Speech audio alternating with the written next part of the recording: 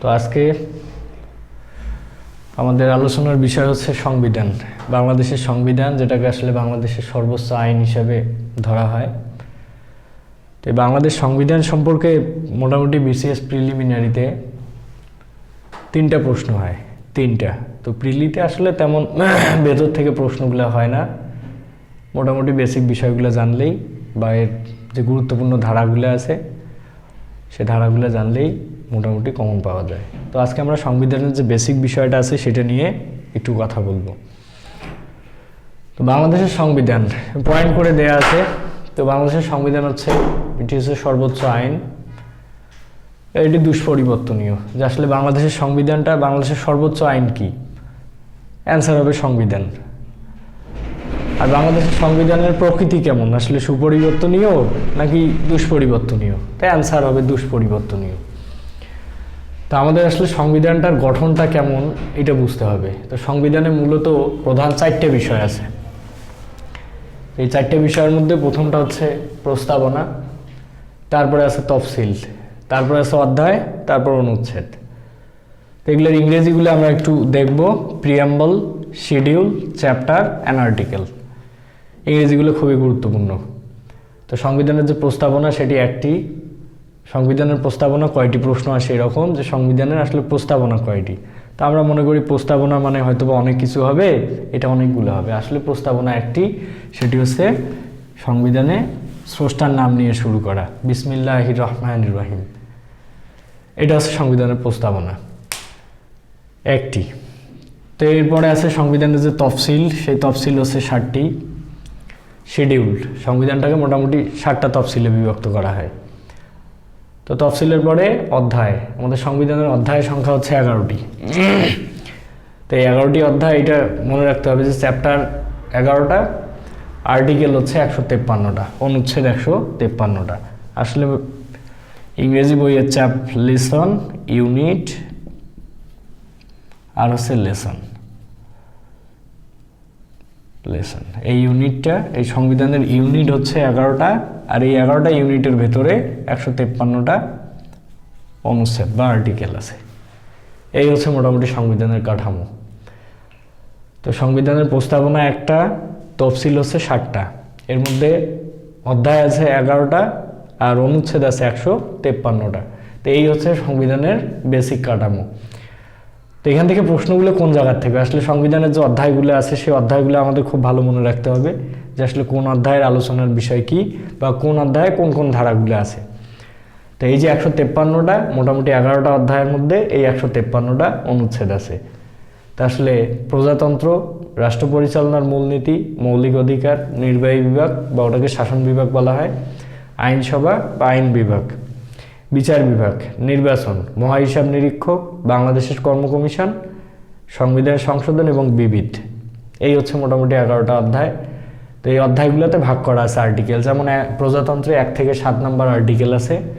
আবার রাষ্ট্র পরিচালনার মূলনীতি এখানে আছে 7 থেকে 25, আবার এদিকে 25 থেকে 47। এইরকমভাবে বিভিন্ন যে আর্টিকেলগুলো আছে, এই আর্টিকেলগুলো এক এক চ্যাপ্টারে ফেলানো আছে, যে এখানে এত থেকে এত, 1 থেকে 7, 7 থেকে 25, 25 থেকে 47, এইরকম অনুচ্ছেদগুলো দেয়া আছে।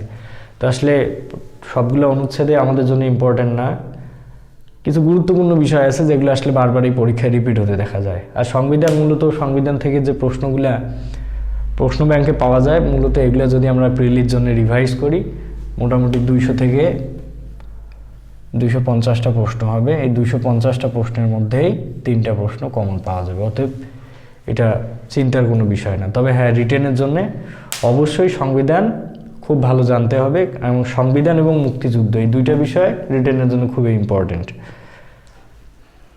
তো সংবিধানের যে অধ্যায়সমূহ আছে, এই অধ্যায়সমূহ আমরা একটু দেখার চেষ্টা করব, যে আসলে 11টা অধ্যায়, এগুলোকে খুব ভালো মনে রাখতে হবে। তাই 1 নম্বর হচ্ছে প্রজাতন্ত্র, 2 নম্বর হচ্ছে রাষ্ট্র পরিচালনার মূলনীতি, 3 নম্বর হচ্ছে মৌলিক অধিকার, তারপরে নির্বাহী, আইন বিভাগ, শাসন বিভাগ, আইন বিভাগ, বিচার বিভাগ। তাহলে এই 3টাকে আমরা প্রথমে আলাদা করব, প্রজাতন্ত্র, রাষ্ট্র পরিচালনার মূলনীতি, মৌলিক অধিকার।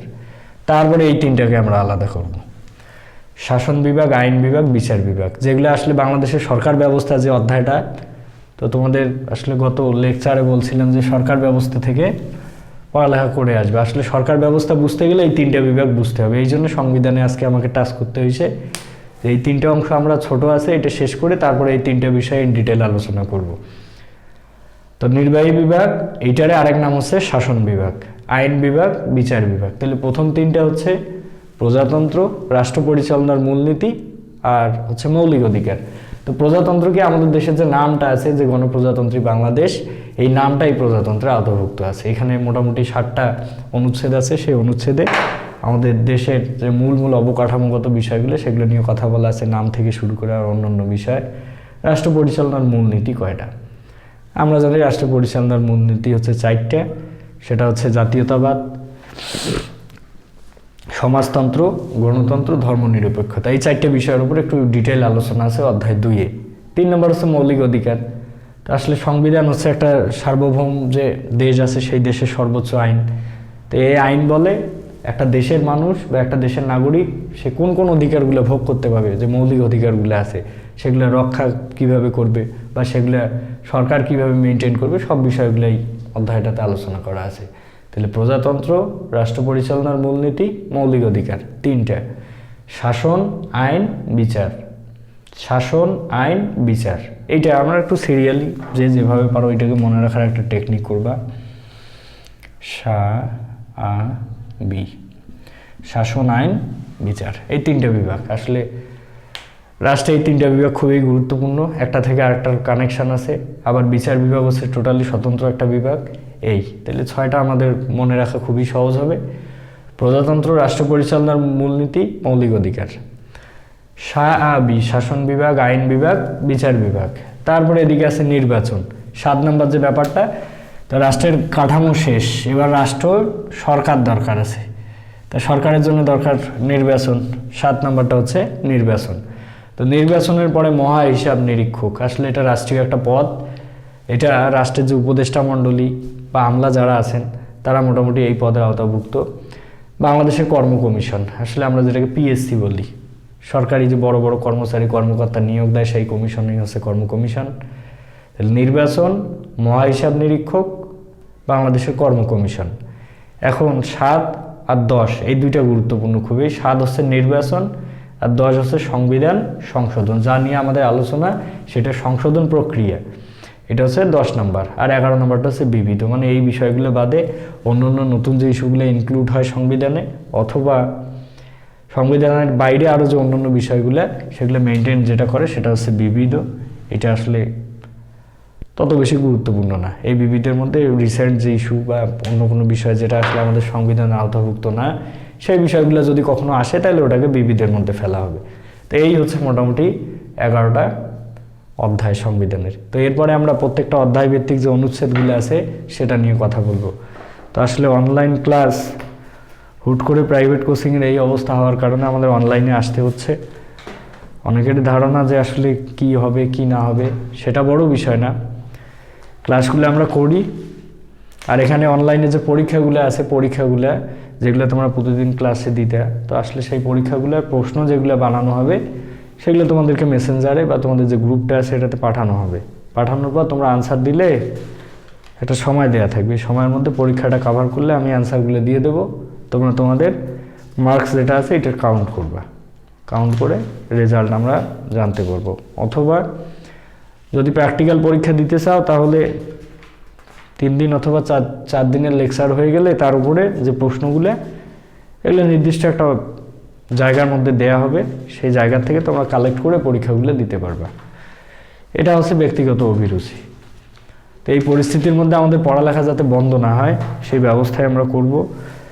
আর এখন যে পরিস্থিতি তাতে মনে হচ্ছে না যে প্রাইভেট খুব তাড়াতাড়ি স্বাভাবিক হবে, আর করোনা পরিস্থিতিও খুব আশঙ্কাজনক, যার কারণে আমাদের এই প্ল্যাটফর্মটাতে আগাইতে হবে। তো পাশাপাশি পড়ালেখা ছাড়া যাবে না, পড়ালেখা করতে থাকি, দেখি কি হয় ইনশাআল্লাহ। তো আজকে এই পর্যন্তই, ধন্যবাদ।